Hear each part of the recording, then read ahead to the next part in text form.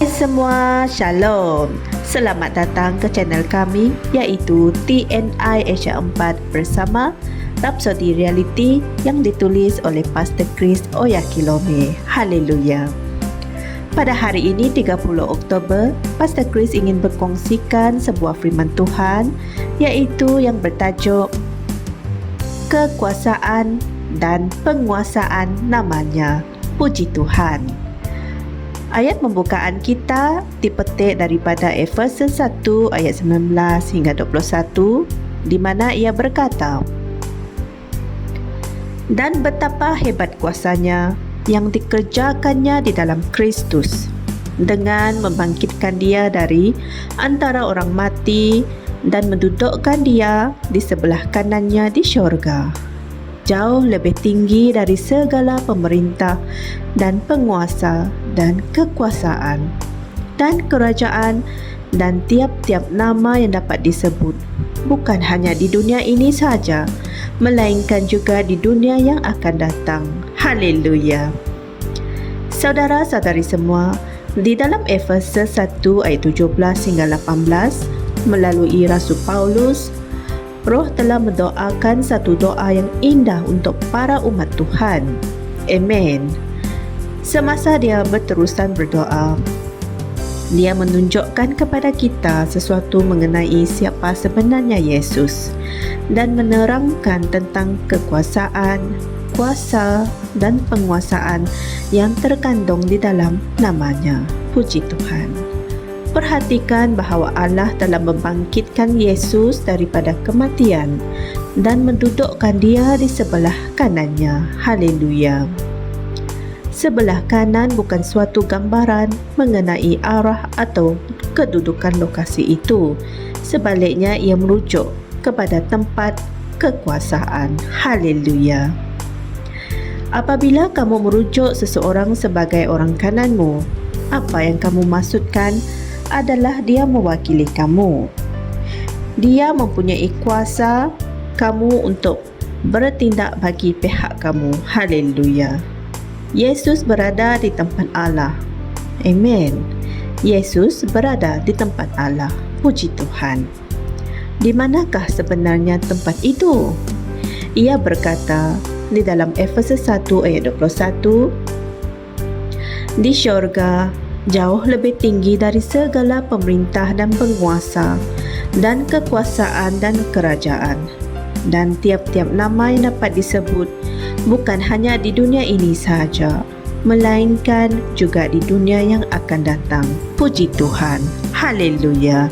Disitulah Yesus berada, iaitu tempat kekuasaannya. Haleluya. Oleh itu, nama Yesus Kristus berada di atas setiap kuasa, setiap pemerintahan, setiap kerajaan, dan setiap pihak yang berkuasa. Puji Tuhan.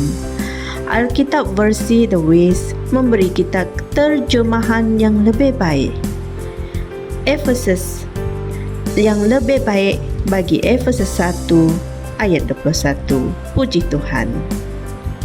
Ia memberitahu kita bahawa Yesus melebihi dan mengatasi setiap kerajaan dan kekuasaan dan penguasa dan tuan dan setiap nama yang sentiasa disebut, bukan sahaja pada zaman ini tetapi juga pada zaman yang akan datang. Puji Tuhan. Sebab itulah para rasul menggunakan nama Yesus dan menguasai dunia pada zaman mereka. Haleluya. Inilah yang orang Kristian perlu ketahui di seluruh dunia hari ini. Kekuasaan nama Yesus. Puji Tuhan. Belajarlah menggunakan nama itu di dalam semua keadaan. Haleluya. Saudara-saudari semua, mari kita sama-sama membuat pengakuan ini.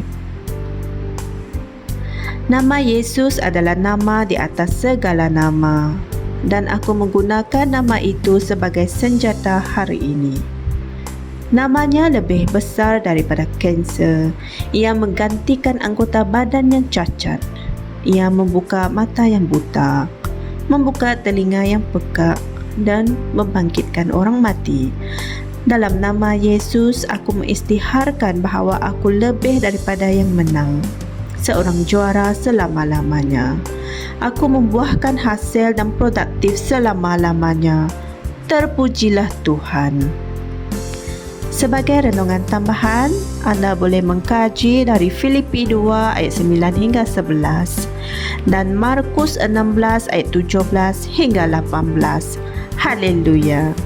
Sekian saja perkongsian saya pada hari ini. Jumpa lagi esok. Tuhan memberkati. Shalom. Kami percaya saudara-saudari semua telah diberkati dengan perkongsian firman dari Rhapsody Reality. Bagi sesiapa yang ingin menjadikan Yesus Kristus sebagai Tuhan dalam kehidupanmu, kamu boleh mengucapkan doa ini bersama dengan saya. Ya Tuhan Allah, aku mempercayai Yesus Kristus, Anak Allah yang hidup dengan sepenuh hatiku. Aku percaya Dia telah mati untukku dan Allah telah membangkitkan Dia dari kematian. Aku percaya Dia hidup hari ini. Aku mengaku dengan mulutku bahawa Yesus Kristus adalah Tuhan dalam hidupku mulai dari hari ini.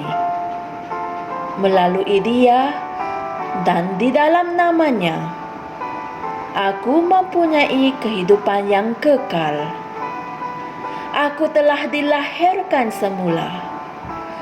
Terima kasih Allah kerana menyelamatkan jiwaku.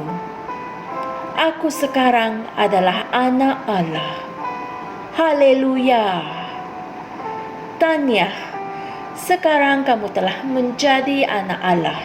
Untuk apa-apa sebarang pertanyaan atau untuk mendapatkan lebih banyak maklumat mengenai bagaimana untuk bertumbuh sebagai seorang Kristian, anda semua boleh hantar mesej di akaun Facebook kami atau email kami di tnimsia@gmail.com.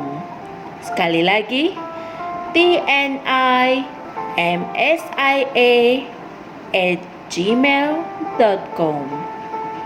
Tuhan berkati anda semua.